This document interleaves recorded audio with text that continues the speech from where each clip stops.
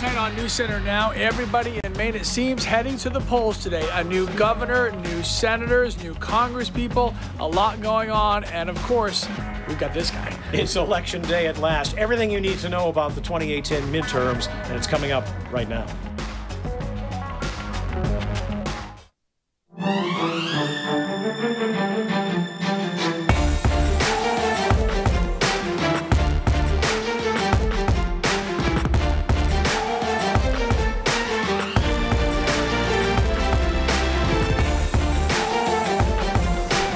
Voter turnout, voter turnout, voter turnout at historic levels. That looks like it's going to be the story of this midterm election day in Maine. Good evening, everybody. I'm Lee Goldberg. With still 3 hours to go at the polls, 65%. Think about that number for a second. More than 6 out of every 10 Mainers eligible to vote are actually voting today. As far as we can tell, there's never been another midterm election with that type of turnout.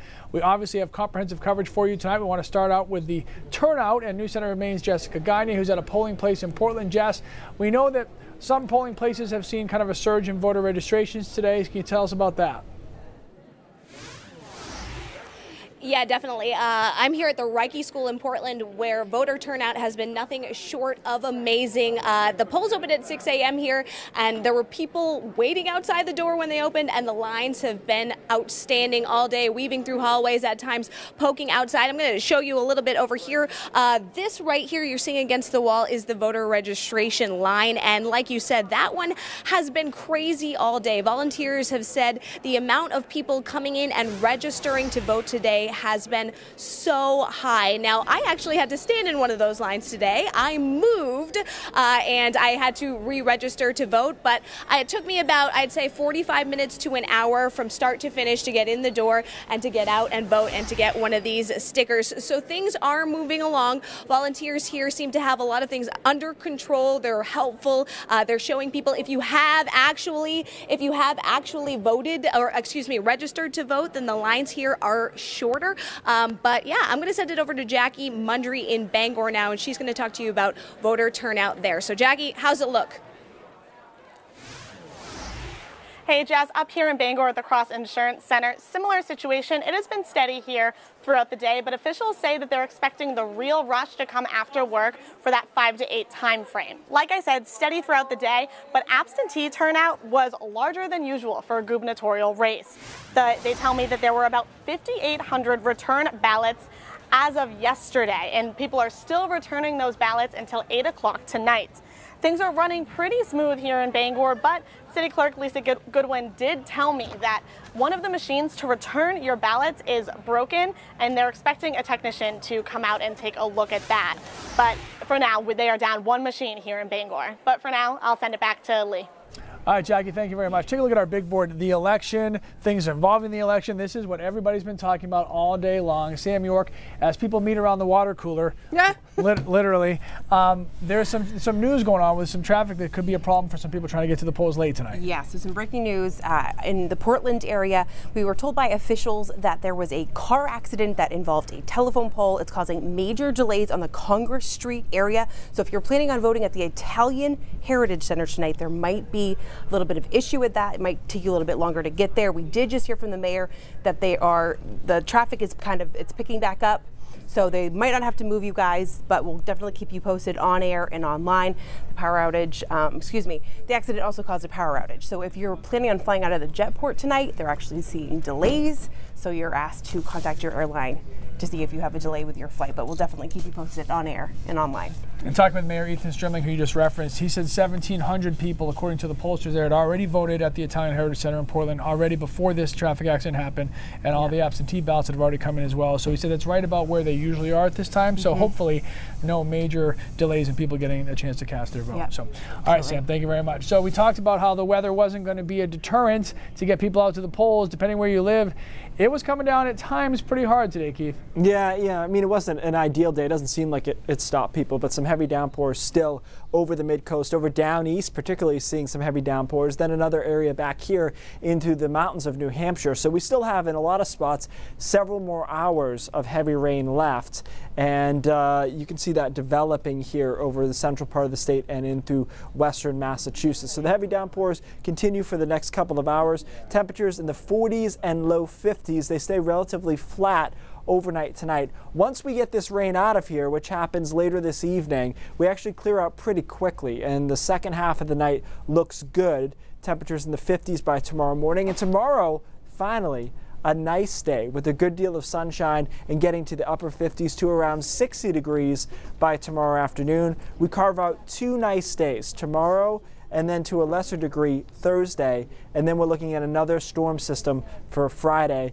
Lee, that storm system on Friday looks like it could be a mixture of rain and snow, so we'll talk more about that in a few minutes. Hi, Keith. Thank you very much. As we mentioned earlier in our broadcast, we've got you covered for all of your election needs this evening, pretty much starting now until everybody goes to sleep. Zach Blanchard, out and about. What's going on, Zach? Haley, yeah, we're here in Bangor where Bruce Poliquin, of course, the incumbent for the 2nd District, is here greeting voters. And really, that's what all eyes are on tonight, as this is, again, the closest and most heated race in the state. Bruce Poliquin and Jared Golden really neck and neck, according to latest polls. So much so that money just continues to funnel into the state, millions and millions of dollars. As of last check, FEC filings for the Golden camp were $4.6 million compared to $3.9 million for Poliquin. And the other big talker tonight is ranked choice, where ranked choice plays out in all of this. Because, of course, if one of those candidates, Golden or Poliquin, does not get at least 50% of the vote tonight, then it goes to ranked choice, which of course would mean a delay in the results, and in turn, especially for Poliquin, who has been a large opponent to ranked choice, could even mean that he could potentially challenge those results. So I will be following the Poliquin camp all night. We also have a team, of course, with Golden, and we'll keep you informed as the night goes along. Lee? All right, Zach, thank you very much. Appreciate that. All right, we want to give you an update now on that traffic incident we're going to tell you about in Portland, where people are trying to vote at the Italian Heritage Center. The city of Portland has just sent out a tweet. If you're trying to get to the Italian Heritage Center polling place to vote tonight, access through Westland Street via the Shaw's parking lot, because Congress Street, areas of it between Congress Street and Stevens Ave and Westbrook Street closed because of an accident. So if you're trying to get to the Italian Heritage Center tonight before the polls close, they want you to go through Westland Street via the Shaw's parking lot. All right, Chris Costa is out and about on our election coverage tonight as well. Coco, what's going on with you?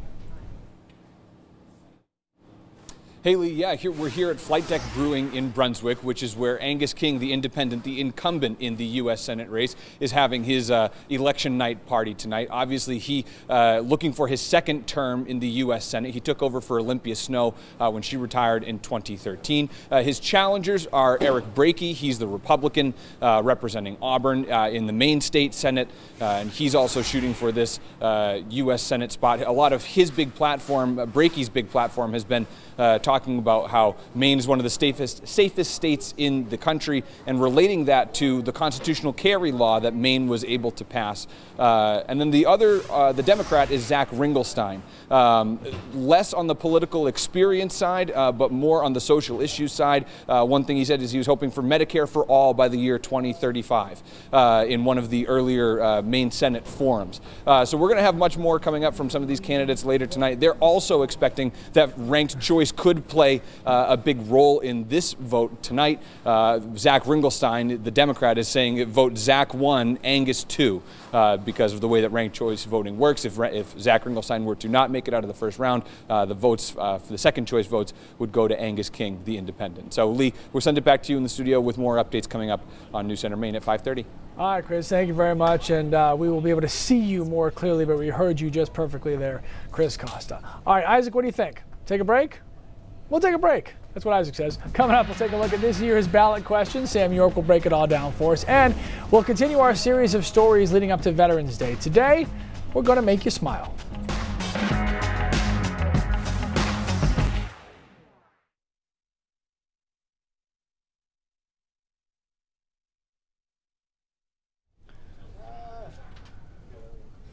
What's up, Facebook? All right, I haven't had a chance to get to you guys yet, so hold on one second. I hope somebody at least out there is noticing that I'm wearing a tie for this election day. I felt like it was appropriate. It was a last-minute game time decision. It's making me a little itchy, but I did it for you.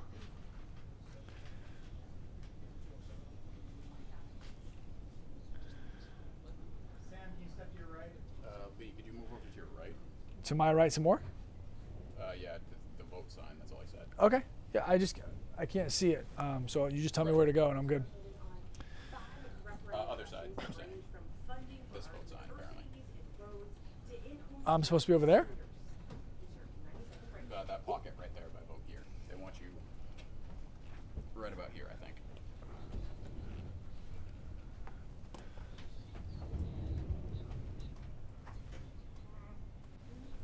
How's that?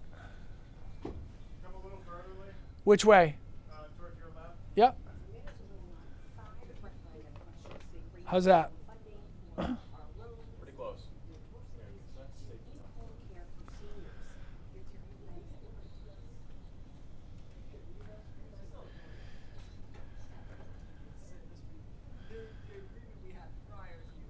Oh, there you guys are. Okay. Can I prompt her by any chance or no? Also, can you tell me where they are, guys? Upper or lower? Doesn't matter.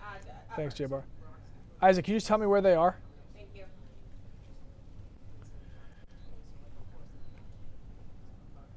What do you mean I'm going to be first? Hey, Isaac. And you're the next story.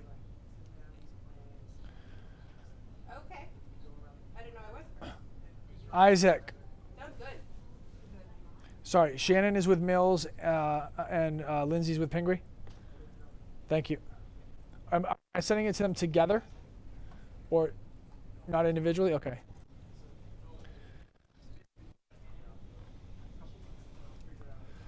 How much time do we have? Stand by. 1-9. What's up, Beth? It's chaos. It is chaos tonight. It's good chaos. Fun. High energy tonight, kids.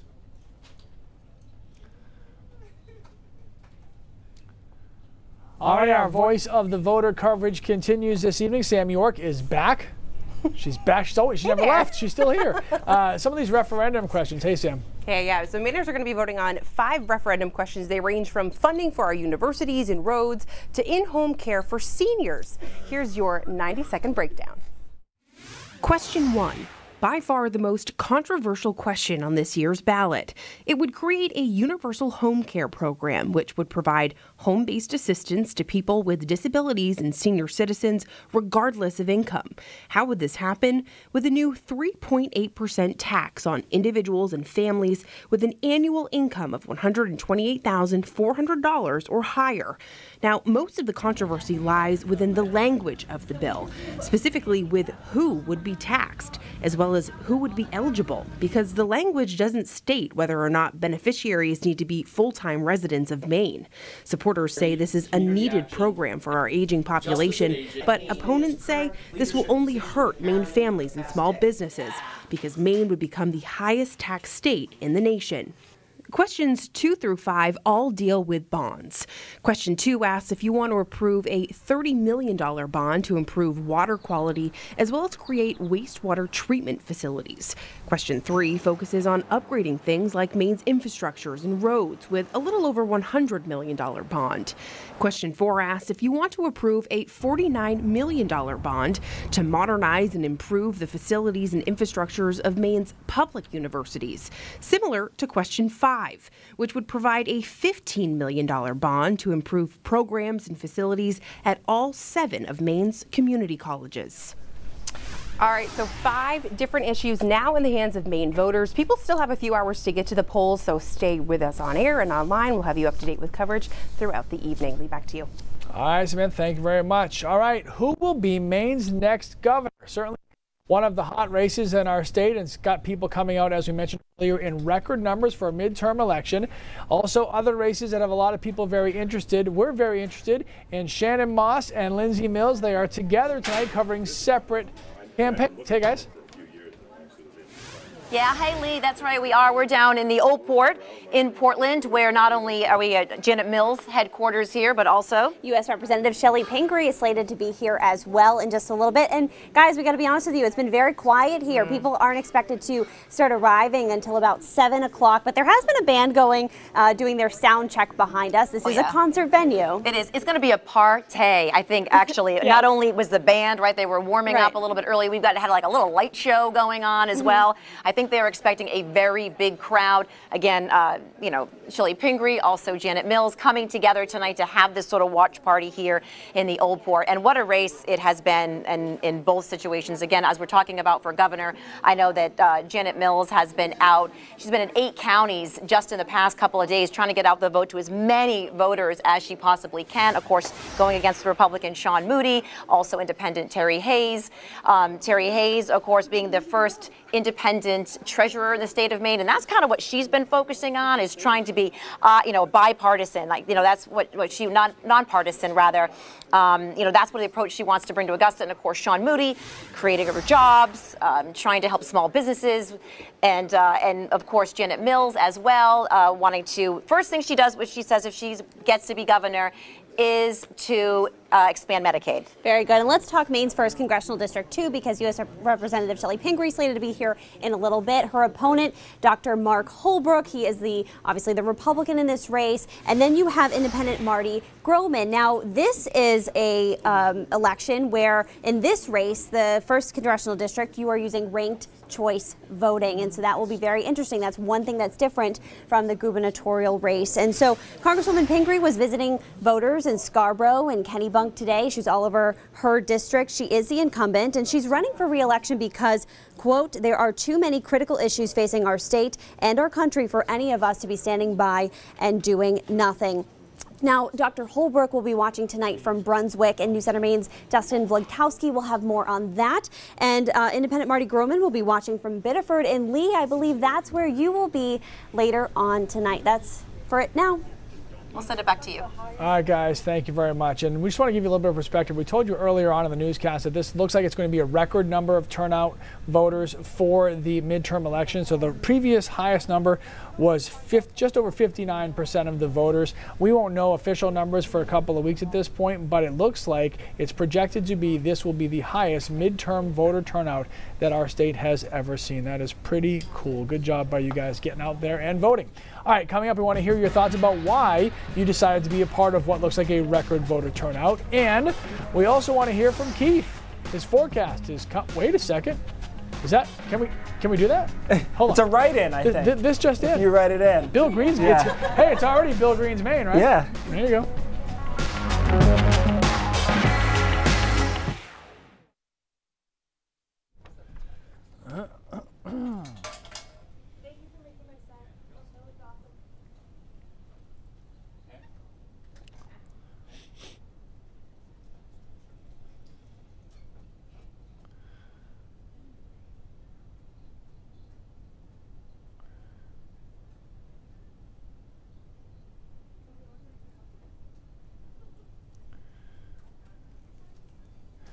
All right, kids, where are we at over here? What's up, Big Fred? How are you? Joe, yes, that is where the headquarters are for Janet Mills and Shelley Pingree. So, yes. Am I coming to you?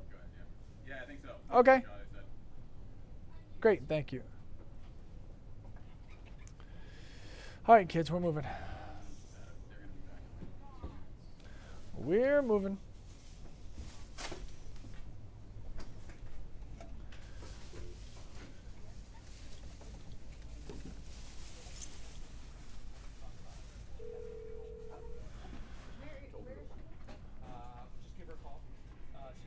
Oh, oh shoot, I actually hit it. That was closer than I thought I'd get, sorry. Misjudged that one. All right. Keith, that's cool. He only came for the pizza. Good job, Jess, on the vote. Thank you, Kiri. Been trying to avoid the tie, but I feel like this is actually the first time I've worn a tie since this show started in March of 17.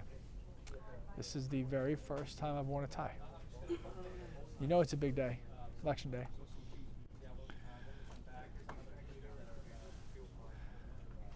I did keep all of my ties though from my 26 years of sports still in my old office. So they're there. They're on standby if I ever need one. Like tonight. This was a legit last minute decision. Like it was 2 minutes to 5 and I was like, you know what? I should wear a tie. Freaked out the director a little bit because I took off. I'm like, I'll be right back. Threw the tie on. Stand by. Is it straight? I can't see it.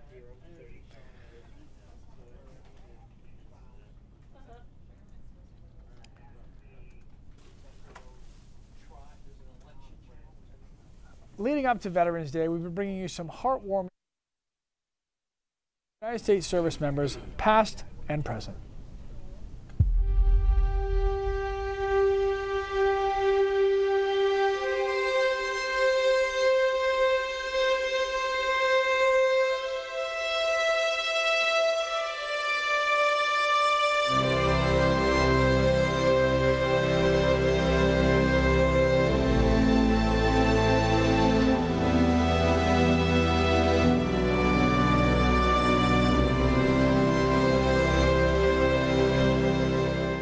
I'm not a crier, but it actually brought tears to my eyes. And what went through my mind is this, to me, speaks of the warrior ethos. You know, I can't leave a fallen soldier, and that's what Brandon and I both believe.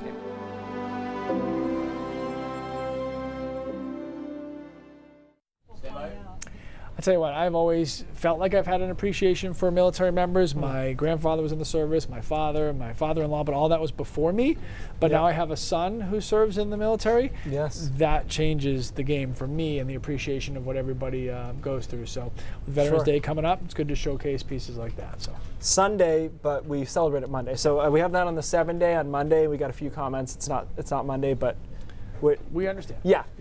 Well, I thought I'd throw it out there. No, we got it. You got it. You got it. We got it. Did everyone else have it? It's pretty heavy rain out there today, Lee. The energy in the newsroom high today, but the weather energy low. Not great. And there's heavy stuff still over down East Maine and back into central parts of New Hampshire and the mountains of New Hampshire as well. That's about it, though. Things start to clear out as you head back into central New York State. So we'll clear that out later tonight. Timing-wise, the heavy downpours continue the next couple of hours. By 10 or 11, most of the stuff is gone, and then we go partly cloudy overnight and actually set up for a really nice day tomorrow, which, man, I can't, I'm trying to think of the number of times I've been able to say that. Sunday was pretty nice, but it was on the coolish side. Tomorrow will be upper 50s to around 60 degrees and mostly sunny. It will be a little breezy, but otherwise a really nice day. And then Thursday, we are still pretty sunny, but we're significantly cooler, ending up only in the upper 40s to around 50 degrees by the afternoon. So we get 2 nice days in there. The beginning of Friday is nice, and then things fall off the rails by Friday night. That as the next storm system approaches, high pressure in place ahead of it, so it's a chilly air mass to start, and so that moisture plows into that chilly air Friday night into Saturday morning, and so we do end up with a mixed situation with some pretty decent snow, I think, into the mountains, and even as down into Freiburg, for example, is one of the spots that will be snowing. It'll be a cold rain along the coastline, and here's what we're thinking. All rain here, a mixed rain across the interior, then a snow to mix, but it's largely snow in the shaded blue area here. We could be picking up 5 or 6 inches of snow pretty easily in those spots.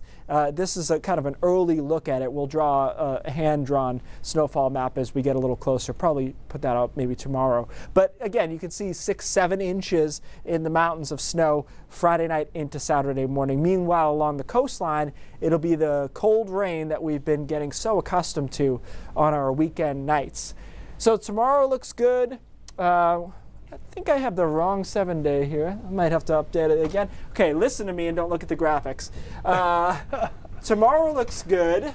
Thursday looks good. And then it gets nasty Friday night into Saturday. And we should have a pretty decent day on Sunday. So I'll fix that. There we go. Thank you, Jess. Don't advance it. There you go, Jess. Wow, Jess. Saving me. Saving me. Are we doing a coastal forecast? I think we're just going to do the one that we have right now. We're going to quit while we're ahead there, Billy. Thank you, though. We're the right days. We want to, you know, we love it. Hold on. Here's the open. Oh, Keith, you stay here for this. I'm staying. We're going to check out what's snapping it. We're so hip sometimes. I love that open. That's my favorite thing. It's Election Day themed. So here's what you guys were doing today while you were heading to the polls. First of all, everybody, it seems, if you have social media, you've probably seen 7 to 8 trillion I voted stickers. Correct, yep. Although in some places they were a little short on the stickers. They weren't giving them out as judiciously as they usually do. I'm not voting if I don't get a sticker. That's what I do it for. I would feel the same way. Don't You're not forget supposed to vote to show your today. ballot, are you? Isn't that a thing? I feel like that's illegal. But it's Snapchat. But that's okay. Well, except we just showed Unless we put it on the air. I voted today. There you go. Get out there and vote. Everybody kind of having a similar theme. Shots of lines. This is in Saco. Everybody, you know, it is an American type holiday. I feel like when you see people in line, very few times have I ever seen people who are upset if they have to wait. Like, nope, this is what I do. Once you're in. This is part of what this country's about. So we wait for iPhones, you know, right? Like, I'd rather see the I voted sticker than somebody's dinner over and over I again. got an iPhone sticker? Yeah. All right. Good job. We did ask you guys why you're voting, and we got some really good responses that came in as well, so we really appreciate that, and we're coming back with more right after this. Or else maybe that's the kicker. I don't actually know what that is. So it just showed up next. So sorry, Isaac, I wasn't sure if that was next or not. All right, Stacy, thank you very much. Did not know that.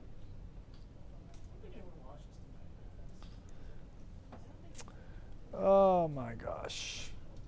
Yeah, this is kind of a nonpartisan tie, isn't it? I never even thought of that. It wasn't chosen for that reason. It was chosen because it matched the pink and the gray. Oops, there you are. So that's the only reason I really chose it. But I guess it is nonpartisan. Okay, we're going into the newsroom, I believe. Oh, do we have raindrops? Yeah. Oh, cool. Sometimes, as the anchor of this show, it's nice to know what's coming up next. I don't always know, but only you guys know that, so don't tell anybody. And the viewers at home, they don't know, because by the time we get on the air, I know what's going on. That's why this is truly behind the scenes. Dun, dun, dun. Okay, Sean Moody headquarters is... Who is at Sean Moody headquarters?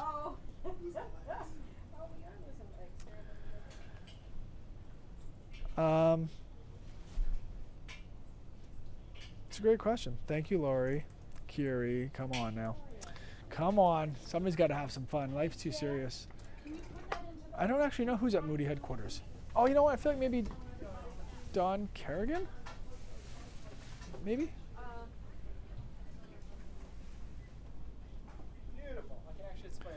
Thank you, Jonna, for keeping my secret. And Beth, thank you for keeping the secret. Much appreciated. Is this the comments that I tried to read before the break? Okay, I wasn't supposed to read those, was I?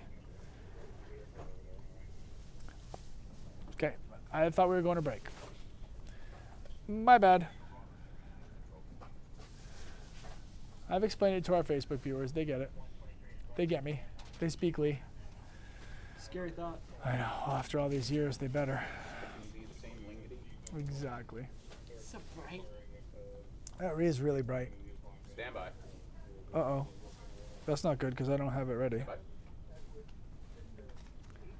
All right, we do want to check out some of your comments before we get to brain drops today that you guys weighed in as to why you were voting. We appreciate the fact that you took the time to share some of your thoughts with us. Like Kelly, who said it's a civic duty. Many fought for and died for it so the U.S. could be a free nation. For the people, by the people. And Kathy says it's my patriotic duty as an American. We appreciate you guys sharing why you decided to vote today. Yes. Okay. And so, of course, Brain Drops has to be election themed, and it has to do with rain and which party that tends to favor. And so the wisdom has been for a long time that rain favors the Republican Party. And the original reason for that has to do with public transport, and it's more likely that Democrats take that. So maybe on a rainy day, they're not going to go sit by a bus stop or whatever the case may be. This was done last year, and what I'm showing you here is this is the percentage of people who decide not to vote because it's raining. Okay, so you got about 1.1%, and this is a confidence interval, so it just shows you this is the likely range. Now, Democratic vote share goes down 2% in the rain. Republican vote share goes up 0.96, and the Republican advantage is about 3%. What's interesting about this most recent study is they found not only did Republicans gain votes because Democrats were staying home, they actually gained votes from people who were going to vote Democrat on that day but changed their mind. And this is the reasoning. And let me just be clear, this is not my opinion on this. This is just the paper's opinion on it. Can't wait to see how this ends. Yes. All right. So Bassey in 2013 said they claim a voter who is virtually indifferent between two candidates might lean towards a riskier candidate when they feel upbeat and the weather is nicer. However, they'll lean towards a risk-adverse candidate when they feel depressed and anxious. Given that pessimism and uncertainty and insecurity sometimes are related to conservative policies, therefore they vote Republican. Again, not my opinion. So rain today could be a +2 or 3 for Republicans. We shall see. In case you guys are wondering, that's Carson, C-A-R-S-O-N. News Center Maine at 5:30 right here. Starts right now. Coming up next on News Center Maine. Decision Day 2018. Some polling places are recording record numbers of same-day voter registrations, and turnout overall is very strong. This is a big election. Mainers are choosing a new governor and deciding whether to send 3 members of Congress back for another term. Plus, technology may soon change the way we shop for groceries, cutting the checkout line altogether. A couple of sunny days finally, but late week storm looks like we could be looking at a mixture of rain and some snow. The news starts right now.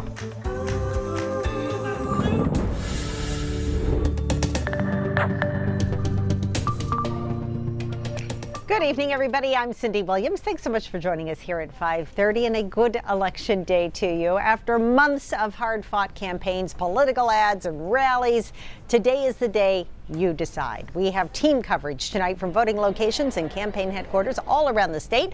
We want to start with turnout because right now that really is the story of the day. News Center Maine's Samantha Sugarman is live in Augusta. Sam? Hi, Cindy, that's right. Nearly 1,000 people have already voted at this location. I'm here at the Bucher Community Center. That's here in Augusta. Now, that may seem like a lot of people, 1,000, but there's actually been a steady line of voters since I've been here the past couple of hours, and that's no small feat considering the pouring torrential rain that's happening outside right now. The election workers who are here at this polling location are working extremely hard to ensure there are no issues here, and everyone who comes in wanting to vote leaves with one of those coveted stickers. The lines, though steady, are not extremely long, making register to vote here a longer process than the voting itself. I'm told there have been no voting problems, but there has been some confusion about ranked choice voting and about the candidates. We had a number of people who thought they could vote for Bruce Poliquin or Jared Golden. And Augusta, as you know, is part of the 1st congressional district, and those 2 candidates are in the 2nd congressional district race. So Augusta residents don't get to vote for them. They saw the commercials on television and they thought they were voting for one of those 2 fine men, and they couldn't vote for either one of them. They could vote for either Shelley Pingree or Mark Holbrook or Marty Groman. So, Cindy, before you ask, yes, I am missing that campaign sticker, that coveted sticker that I mentioned before. It's because I actually voted early in this election, and I was in good company. More than 33 million Americans voted early this year. For now, reporting live in Augusta, I'm Samantha Sugarman. Cindy, I'll send things back to you. All right, Sam, thank you so much. Now that we've seen the voters, we want to take a look at the candidates. Republican Sean Moody, Democrat Janet Mills, and Independent Terry Hayes are all vying to take over as Maine's new governor. NECN's Danielle Waugh caught up with them. Right now, Maine voters are deciding on the race to replace Maine Governor Paul LePage, and so far turnout is reportedly high. This is a big election. A midterm in Maine met with enthusiasm. I think especially for us kids here, it's especially like 18, like 22-year-olds, we really are like a new generation, so we kind of have to show like what we really value. And Attorney General Janet Mills thinks it could be history in the making. Are you going to win tonight? I think so. If she does, this Democratic candidate would be Maine's first female governor. I'm not running to be the first woman governor of Maine. I'm running to be the most qualified person to hold the governorship. She thinks this is a change election, and her Republican challenger symbolizes the status quo. Republican businessman Sean Moody has tapped into the loyal LePage base and is emphasizing the economy. I think as a businessman, he could bring great qualities to the office. Moody has ran on lowering taxes, creating jobs, and reforming welfare. He's got LePage's endorsement. Sean Moody all the way. All the way. And his daughter running the Moody campaign. But Mills thinks her plan to address the opioid epidemic, improve the rural Maine economy, and keep healthcare costs low will win the day and the election. People know my record. They know that I've worked across the aisle. Her final message to Maine voters? Get out to vote. In Lewiston, Danielle Waugh, News Center, Maine. The governor's race will not be decided by ranked choice voting, but the 3 congressional races could be. Senator Angus King wants to go back to the Senate for a second 6-year term. Republican Eric Brakey and progressive Democrat Zach Ringelstein are trying to keep that from happening. News Center Maine's Chris Costa is at King headquarters tonight. They feeling pretty confident there, Chris? Hey, Cindy. Yeah, a little quiet here as they continue to set up. Senator King is expected to be back at Brunswick Junior High School at 6 o'clock tonight, where he originally cast his vote earlier this morning. Senator King, obviously, as you said, the incumbent, he is Maine's first independent U.S. Senator and looking for another 6-year term. Now, we spoke with him during one of our candidate profiles. Clay Gordon sat down with him, asked him why he's running for a second term. Senator King said that he's not ready to walk away just yet, saying he's in the middle of a number of important issues, including the opioid epidemic, Medicare, fighting for veterans, and trying to improve the rural Maine economy. Now, one of the other notable issues that came up recently during a different debate was when his challenger, Zach Ringelstein, the Democrat, called out Angus King, essentially saying that he should return a campaign donation from a big energy company, ExxonMobil. King did eventually return that $5,000 donation and said that he was unaware that he had ever actually received it. There have been a lot of questions from both of his challengers, including Ringelstein and Republican Eric Brakey, about Angus King's voting record, whether it truly is independent or whether it leans more Republican or Democrat. And now we're going to send things over to Clay Gordon, who is with his challenger, Republican State Senator Eric Brakey. Clay? Chris, I'll pick up the coverage from here. We are live at the campaign headquarters for State Senator Eric Brakey. He's a Republican on the ballot, as you mentioned earlier before. Now, State Senator Brakey has represented Maine's 20th district, and for the last 4 years, he's been the Senate chairman for the Health and Human Services Committee. Just today alone, he has visited polls in Bangor, Hamden, Brewer, Waterville, Augusta, Scarborough, Saco, Biddeford, Auburn, and Lewiston. He told me in an interview that he's running to keep Washington, D.C. out of Mainers' lives.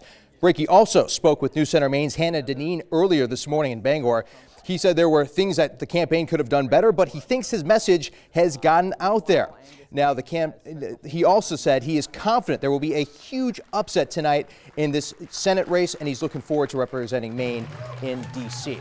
Now, like I mentioned, we are live here at the headquarters. Not a lot going on. They're still kind of in the final aspects of setting everything up. They have us streaming over here. They have Fox News streaming over here, the local and the national. They'll be following all the races. We're going to continue to be live here in Auburn to follow the latest. Cindy, back to you. All right, Clay, thank you so much. When we come back, the latest from the candidates in Maine's 1st district congressional race. Stick around.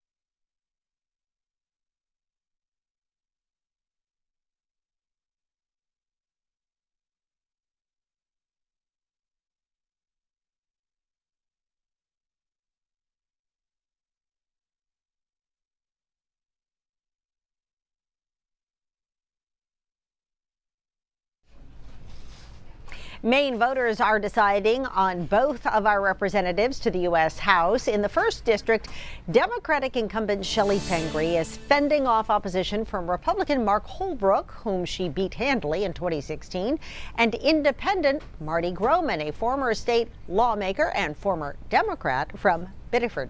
News Center Maine's Lindsay Mills is at Aura in Portland tonight. That's Shelley Pingree's headquarters for tonight. Hi, Lindsay. Hi, Cindy. Yes, although it says Janet Mills for Maine behind me right now, U.S. Representative Shelley Pingree will be here tonight as well. She's expected to arrive around 9 o'clock. People should be arriving here a lot sooner, around 7 o'clock. For now, there's been sound check going on behind where a band is slated to perform. This is, of course, a concert venue. Now, Congresswoman Shelley Pingree is running for re-election. She's seeking a 6th term. Among other things on her resume, she's been a farmer. She has also served in the U.S. Senate. Currently, she runs an inn and a restaurant in North Haven, Maine. And she says that she works across the aisle on issues that involve veterans, agriculture, and health care, specifically the cost of prescription medications. And she said in one of our Voice of the Voter forums, those debates that we had, she said, quote, "We have to be a check and balance for President Donald Trump," which is the overall feel of these midterm elections, not just in Maine, but nationwide. And so it is pretty quiet here. People won't start arriving for another hour or so. Shelley Pingree was out and about today visiting with voters in Kennebunk and Scarborough, and she actually voted early by way of absentee. We're going to continue here tonight to see the latest as those results roll in. For now, live in Portland, Lindsay Mills for News Center Maine. I'm going to send it over to Dustin Vladkowski, who's in Brunswick. Hey, Lindsay, good evening. It is a much quieter scene here at the Danu Hotel in Brunswick. No trombone sound check going on behind me right here. This is where Mark Holbrook's got all his stuff set up for the watch party later on tonight. We're expecting him within the next couple hours or so. I'm assuming he's somewhere off trying to get some more votes before the polls close. We haven't seen him around yet, but somehow, magically, all this stuff got set up here. This, of course, is Brunswick, the city where Dr. Holbrook has his family practice for therapy. He is a licensed therapist, and he also has never held public office before. This will be his first time serving in any type of capacity publicly, and whether that be state or national. He said he was motivated to serve because of his daughter. He's got a 12-year-old daughter, and said that he wants to have a great future for her, and that's his main driver for this, as well as supporting President Trump's agenda. He said he's an independent-minded Republican, but that he supports President Trump's agenda 100%. And people may remember Dr. Holbrook from the 2016 elections when Donald Trump was elected president. He was the person who beat out a Republican challenger by just 100 votes, but then lost to Shelley Pingree by more than 15% in the general election. So remains to be seen how he's going to do tonight. We're going to be here in Brunswick all evening. Cindy, back to you. Hope you have a band tonight, Dustin. Really livens things up. Something. Thank you. Thank you. Thanks, so Cindy. much. In Maine's 2nd Congressional District, Republican Bruce Poliquin, Democrat Jared Golden, Independent Tiffany Bond, and Independent William Hoare are all running for that seat. We're going to talk about the candidates in the 2nd District race coming up on News Center Maine at 6 o'clock.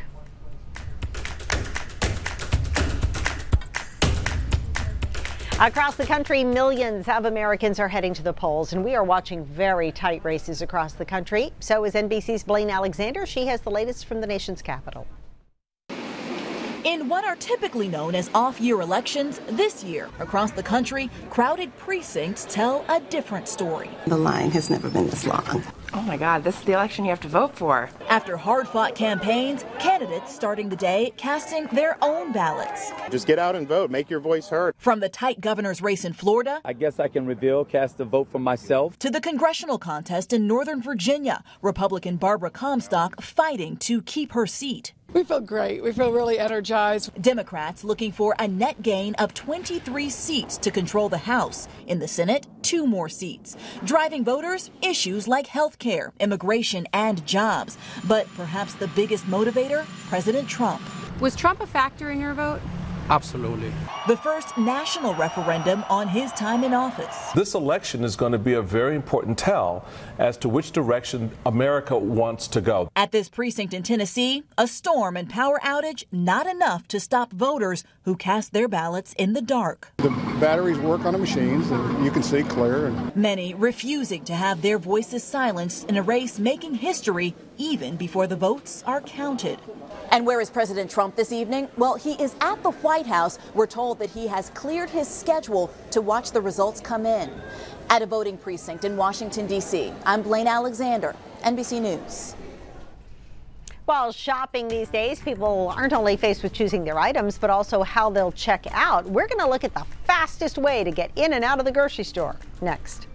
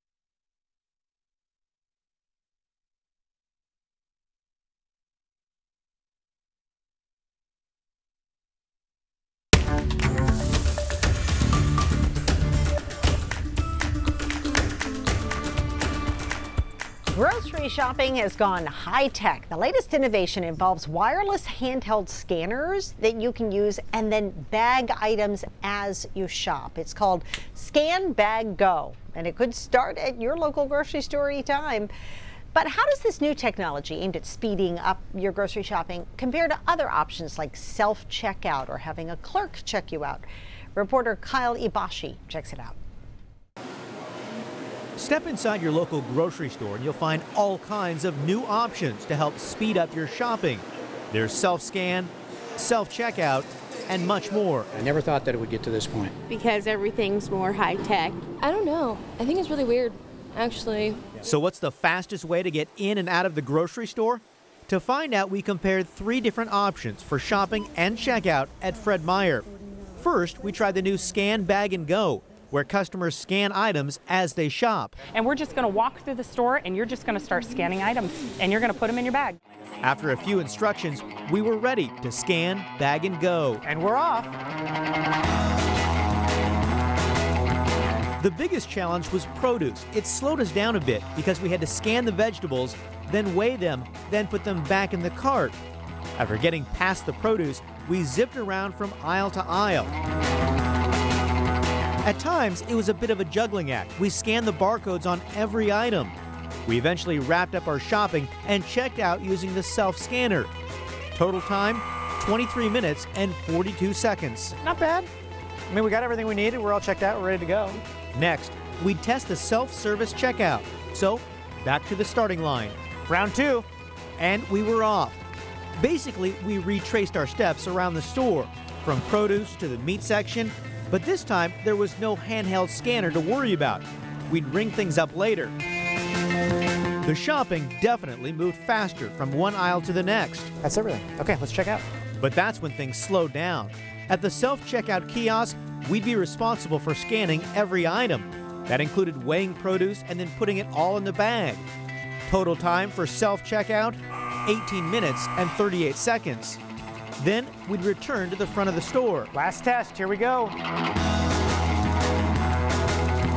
This time, we'd go back to the basics. We'd let a clerk bring up our grocery basket. Again, we'd follow the same routine. Produce first, then meat, then up and down the aisles. Every item was in the same place, so really this test came down to checkout. After getting everything we needed, we headed toward checkout. Good, okay. Let's go find a clerk. And luckily, there were no lines. Our clerk rang up our groceries in a flash, and we were done. 14 minutes and 13 seconds. This was the fastest. Wow, we like that. Yeah. So the Scan Bag Go technology has been introduced now to 400 shopping centers across the country, but none of them yet, anyway, in Maine.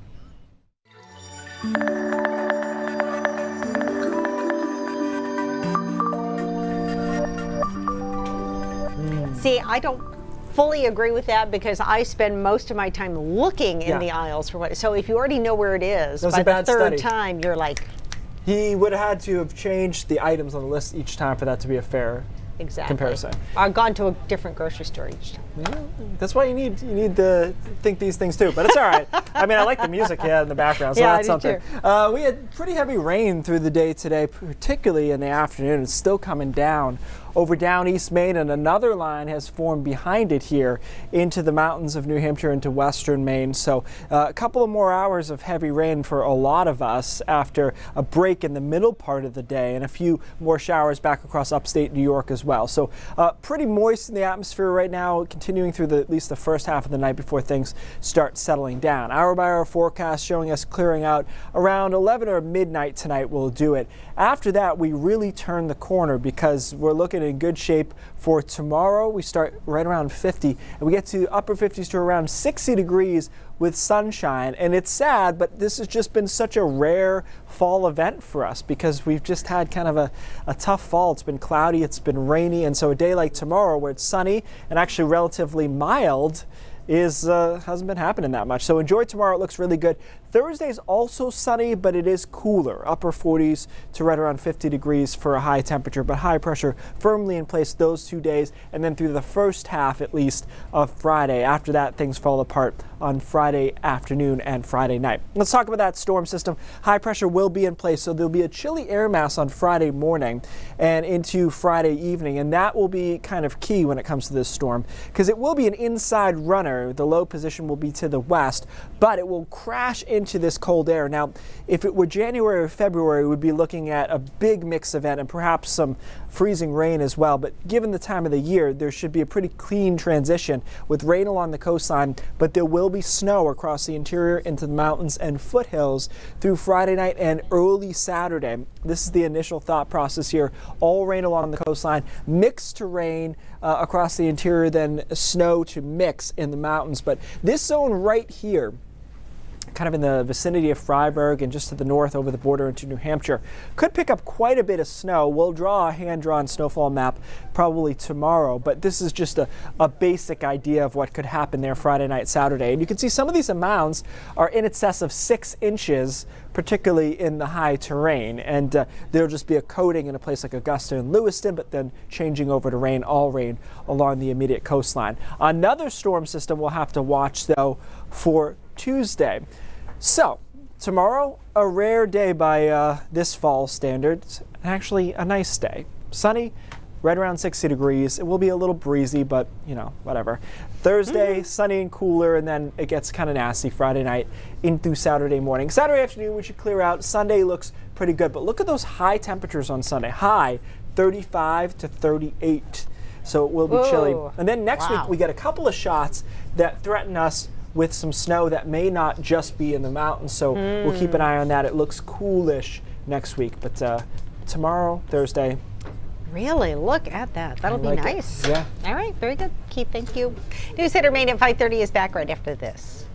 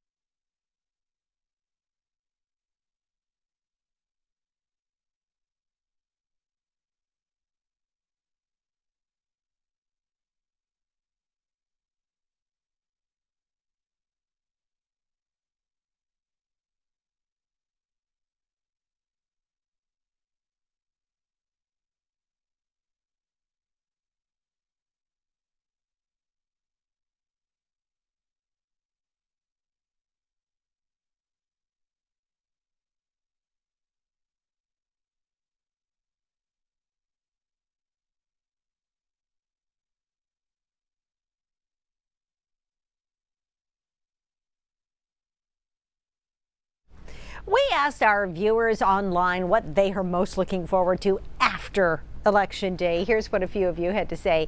Gail McCarthy says she's looking forward to having her phone stop ringing, her answering machine not to fill up anymore, and no more calls from the candidates. She says it is very annoying.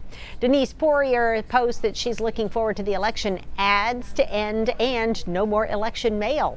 Sally Terrio says the phone calls, the hateful comments, the division. Harold Callahan says he's looking to see if the apocalypse that politicians keep saying will happen if he doesn't vote for them will actually happen. And Marie Hutchinson was so overwhelmed, this is all she had to say.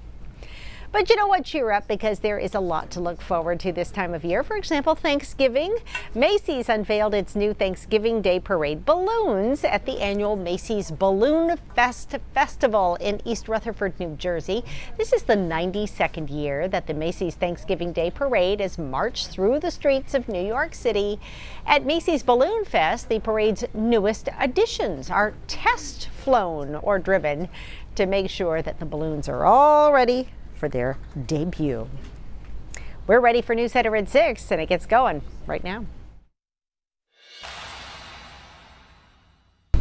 Tonight on News Center at 6. If you expect heavy turnout early in the morning than after work, but throughout the day to see lines, that tells you that we're having higher than usual turnout. Mainers are taking the 2018 midterm elections very seriously, patiently waiting for their turn to make their voices heard at the ballot box. The open seat for governor is a big driver of that voter turnout, with most observers seeing a tight race between Sean Moody and Janet Mills. And in what may be the most closely watched race in Maine, the battle for Congress in the 2nd District could come down to a test of ranked choice voting. And finally, a few quiet days, but a storm late in the week will be a mixture of rain and snow.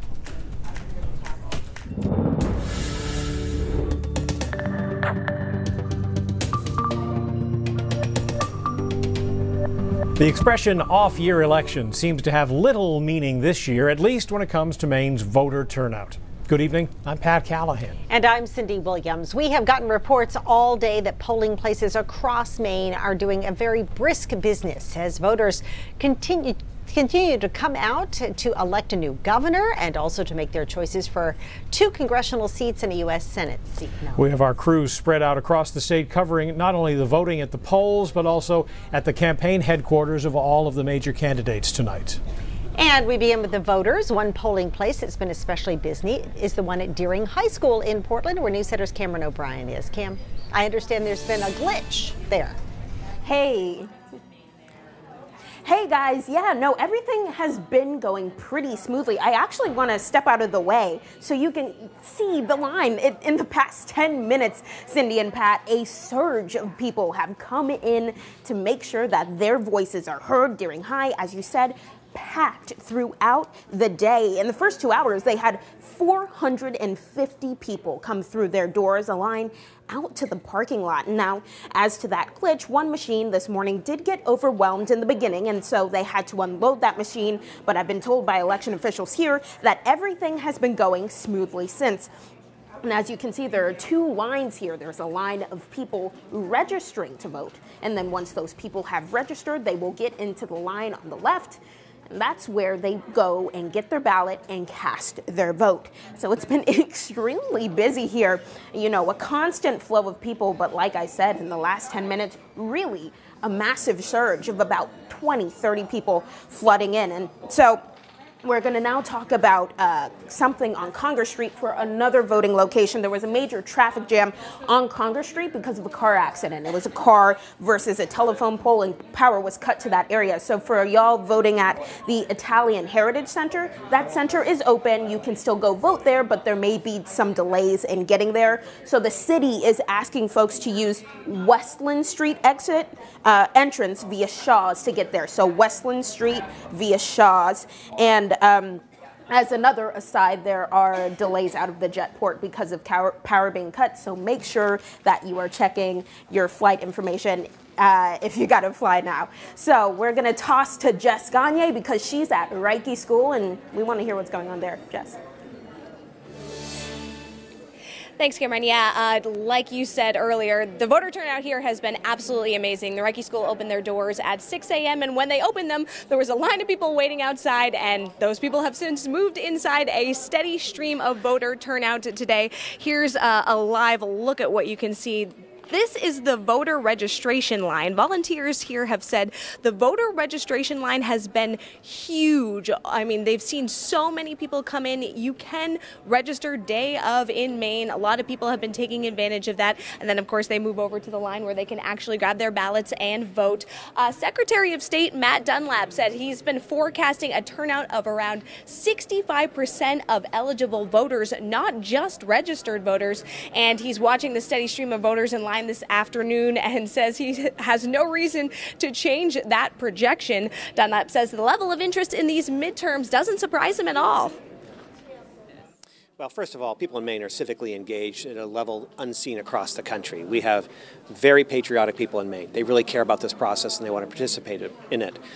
That aside, this is a very hotly contested election cycle where you have an open seat for governor, you know, control of Congress may be in play, and people are paying attention to what's happening in the world unlike any other time in my memory, probably since the Vietnam War. Pat and Cindy, the polls close at 8 o'clock, but if you are in line here at the Reiki School at 8 o'clock, you will be able to vote. And I just want to show you something real quick over my shoulder. See that white paper? That's the I voted sticker little papers they've been giving out. It's clearly piling up here, so if that's any indication of the amount of people that have come out today, that's a lot. Sticker makers are doing very well this year. They are. Thanks, Jess. Now, one of the races that is driving voters to the polls is the one to choose our next governor. Republican Sean Moody, Democrat Janet Mills, and Independent Terry Hayes are all vying for that seat. The most recent public polls show Mills with an 8-point advantage, but Maine voters have a way of surprising the pollsters. News Center's Don Carrigan and Shannon Moss are covering those candidates tonight. We begin with Don at Moody campaign headquarters in Gorham. We're at Moody's Collision Center in Gorham, where later tonight Sean Moody will come to join supporters to watch the vote totals come in. A year and a half ago, Moody was an independent, just as he had been in 2010, the first time he ran for governor. But early last fall, he joined the Republican Party. He said at the time it was to have the support of a party behind him for the run for governor, and also Governor LePage urged him to do so. Ever since, Moody has been crisscrossing the state as candidates do, telling the story of his success in business and his ideas for using those skills to run state government, even campaigning yesterday with First Lady Ann LePage. Moody has said he supports many of the policies of the LePage administration, but that his style of leadership is very different, that he believes in being collaborative and working with the legislature and others to get things done. Now, as far as this race goes, the polls and a lot of other people have said this race is very close, but Sean Moody told us Friday he thinks he has a lot of support out there and can win. They thought that race was neck and neck, and you saw what happened on election night. Yeah. You know, we didn't need to get into the ranked choice vote. We won a majority, and we won by 30 points. I'm not saying that's going to happen. This is obviously close, and it's going to be very competitive to the end. We're very optimistic. We're very positive. The feedback we're getting from just regular people, working folks across the state, and I think we're going to have something for them on November 6th. As voters go to the polls, this election marks the biggest step so far in the remarkable life story of Sean Moody.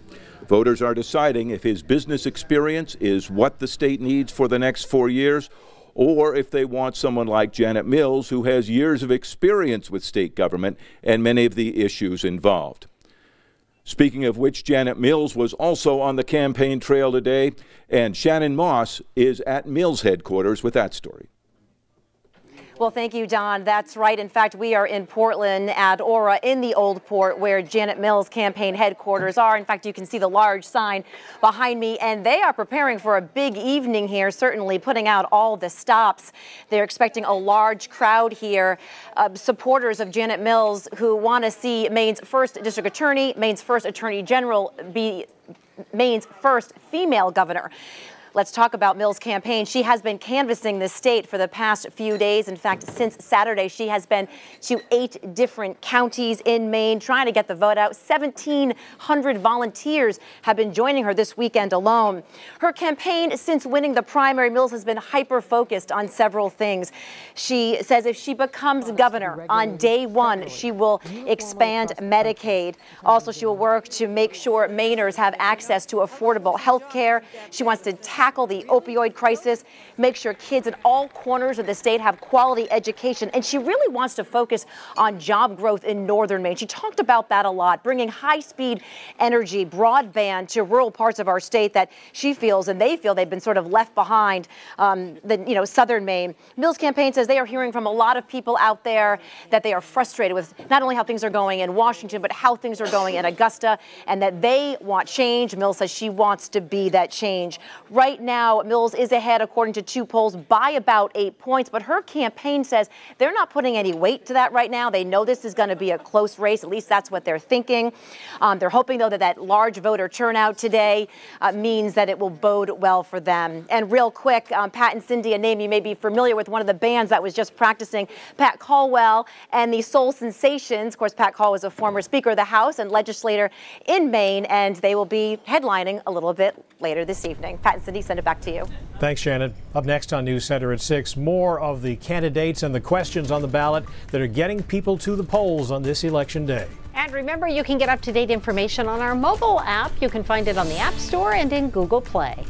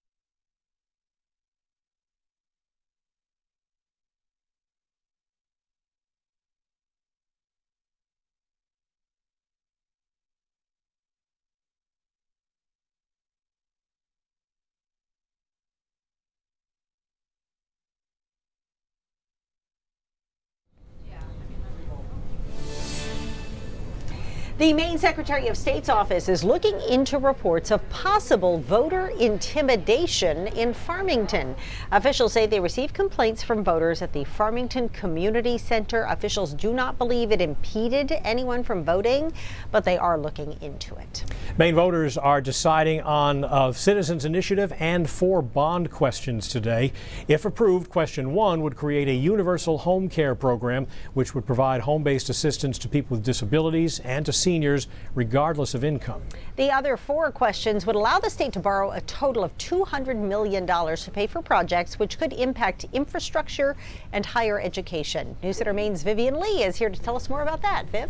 Well, Pat and Cindy, question 1 by far is the most controversial issue on the ballot. If approved, the Universal Home Care Program would be available for anyone in Maine over 65 and who is struggling with at least one activity of daily living, as well as anyone living in Maine who qualifies for disability benefits.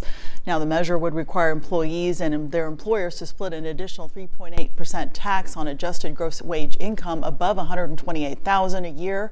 Other incomes such as capital gains also would be taxed at 3.8% above the $128,000 threshold. Now, according to the Maine Society of Certified Public Accountants, the resulting state tax rate for income in excess of $128,400 would be nearly 11%. But backers say drastic action is needed to address a looming home care crisis here in Maine. Now, question 2 asks voters to approve a $30 million bond to improve sewage systems. Now, the money would fund improvements to municipal and private wastewater systems. It would also provide grants to help design and build wastewater treatment plants. Now, question number 3 asks voters to approve a $106 million bond for transportation infrastructure that would include road and bridge construction, ports, harbors, airports, railroads, public transit, and bicycle and pedestrian trails. Now, question number 4 asks voters to approve a $49 million bond for the University of Maine system. Now, the money would be split between upgrading infrastructure and expanding programs. Now, the bulk of the funding, $26 million, would go to the University of Southern Maine, which would use some of the money to create a new engineering lab, retrofit computer labs, expand nursing programs, plus build a new career center. Now, question number 5 asks voters to approve a $50 million bond for the Maine community college system. The money would be split between upgrading infrastructure and expanding programs and individual colleges. Now, voters are also voting on a number of local referendum issues, and some are generating a lot of interest, including proposed short-term rental regulations in South Portland. And Yarmouth voters are also deciding on a proposed amendment to the town charter that would bar town and school employees from serving on the town councils. A lot out there. Back to you, Pat and Cindy. Thank you, Viv. When News Center returns, what could end up being the tightest of the major races in Maine.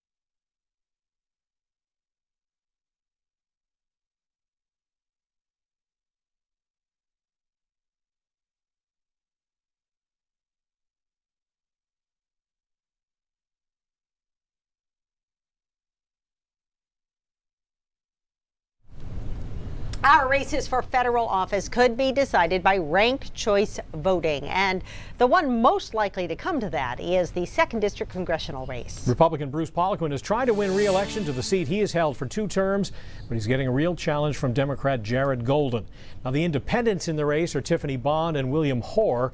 The second choice votes from their supporters could well decide this very tight race. News Center Maine's Zach Blanchard has been following the Poliquin campaign today and joins us from Bangor. Zach?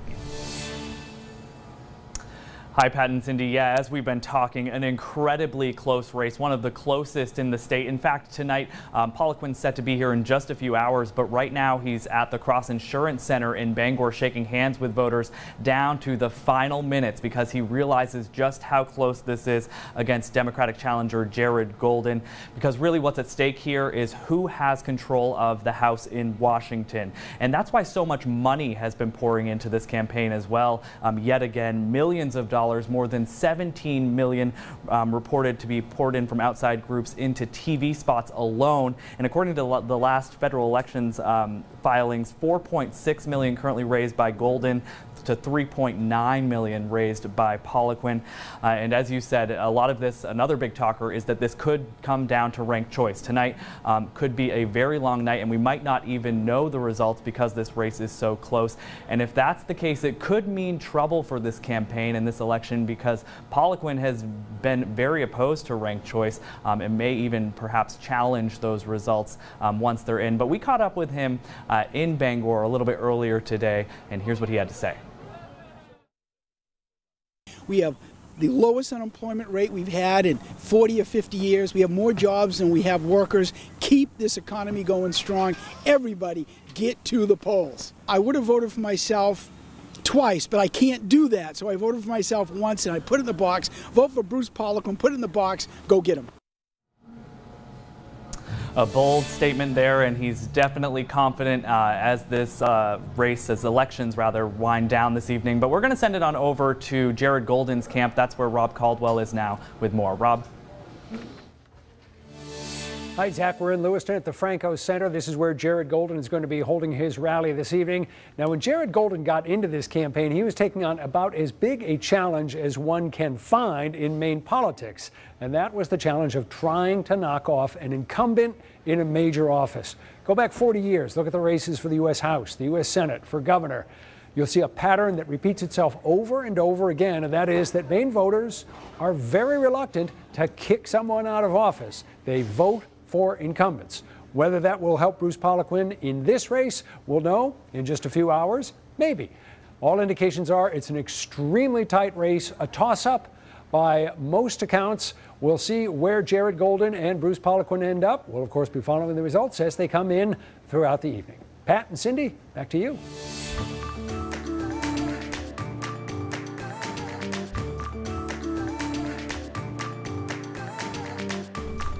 Any election day without snow is a good one, so we can call that a win. Let's take it. That almanac is so rude. You know, no matter who they toss it back to, the almanac shows up. Let's have a look outside. It was pretty rainy this afternoon, guys. I had the umbrella plus the rain gear walking around, but to your point, just rain, not snow, and some of the heavier stuff now exiting down East Maine. Another line, though, about to come through Portland and parts of the mid-coast over the next hour, hour and a half. So it will be a wet night until about midnight. That's when things clear out. You can see it's a little bit drier back off to the west. A few scattered showers, but nothing overly organized off to our west and southwest. So tonight, again, we're raining until about midnight in a lot of spots. And then after that, a couple of scattered showers, but for the most part, we start drying out. And tomorrow is a good-looking day, and it's amazing and unfortunate how rare it's felt. You know, from mid-fall to about now, we just haven't had very nice weather as far as sky cover has gone and temperatures have gone. And so tomorrow will seem like the anomaly, starting around 50 degrees, getting to around 60 by the afternoon along the coastline, and a good deal of sunshine. So, you know, it's not a crazy statistical day, anomalous day, but it will feel unusual in that it will be nice and sunny and temperatures will be mild. Now, Thursday is another bright day, but temperatures will be suppressed a bit into the upper 40s and low 50s. And then the first half of Friday looks good. The wheels fall off the old wagon, though, Friday afternoon and into Friday night. High pressure will be in place the next 2 days. A relatively cool air mass will await this storm system on Friday. And so this storm will drive itself into that cold air as an inside runner to the west. Now, if this were January or February, we'd probably be talking about a prolonged mixture and even some freezing rain, but you have to account for the time of the year. And so I think it's rain along the coastline, but there is a mix and some snow across the interior, and then it's mainly snow into the mountains, where it'll accumulate quite a bit Friday night through Saturday. So this is the general gist of it. Rain along the coast, mixed to rain, Bangor, Augusta, Lewiston, and then Freiburg is the spot where I think we could see quite a bit of snow, and then into the mountains it will stay largely snow as well. We'll get a hand-drawn map out tomorrow, but I think the European model has a reasonable take on snowfall amounts Friday night into Saturday, and some of those are pretty hefty in Greenville, Rangeley, and up into Caribou, 5 to 7 inches there. And then again, Freiburg I think could get even more than 2 inches, so we'll keep an eye on that spot. That'll be like a battleground right out there, as it often is for storms. All right, marine forecast seas around 4 to 7 feet, small craft advisory in effect. Enjoy the next 2 days. Again, it seems like we just haven't had many of those over the past few weeks. It will be a little windy, but you know what, I'm trying to be positive here. Sunny and cooler on Thursday. The first half of Friday looks okay. Then we do that thing on Friday night and into Saturday that we've been doing. Looks good Saturday afternoon, Sunday. But look at the high temperatures on Sunday, guys. 35, 38. So it's not going to be all that warm. No, not at all. So yeah, there you go. Thanks, Keith. Back after this.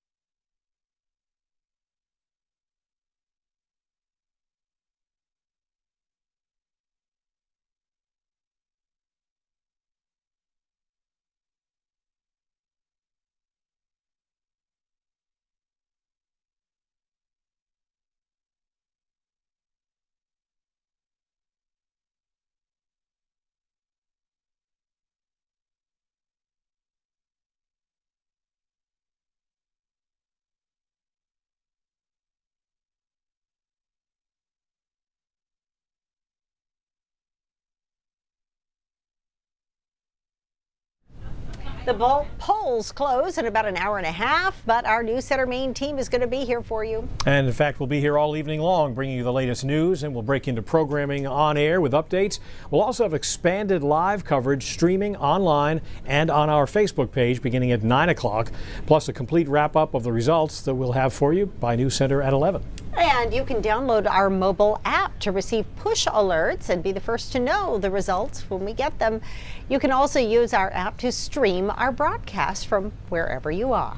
And Keith, we always talk about whether weather will affect turnout. Apparently that's not the case today, even though we had some pretty heavy rain on and off during the day. It doesn't look that way so far. At 5, I did an interesting study in 2017 they did on rain and what it means for voting. And there was a net gain of about 3% for Republicans. Part of that had to do with the general demographic that might take public transportation. But what was really interesting is that 1% of people changed their vote from Democrat to Republican on a day that rained. Because it was raining? Yeah, and so there's a whole correlation. Yeah, look up this study. I'll see if I can put a link on our Facebook page. There's a whole psychology behind it. It's very, very interesting, but we'll see how it turns out today. So Thanks, interesting. Keith. NBC Nightly News is next. See you back here very soon. Okay.